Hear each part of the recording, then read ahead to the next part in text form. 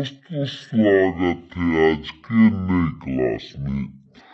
आज आप लोग के लिए लाया हूँ जीके जीएस का 80 मोस्ट इम्पोर्टेंट क्वेश्चन जो कि रेलवे ग्रुप डी एग्जाम के लिए बहुत ही इम्पोर्टेंट होने वाला है। क्योंकि दोस्तों आज का जो प्रश्न है वो हाल फिलहाल एग्जामों में पूछे गए शिफ्टों से आधारित प्रश्न है।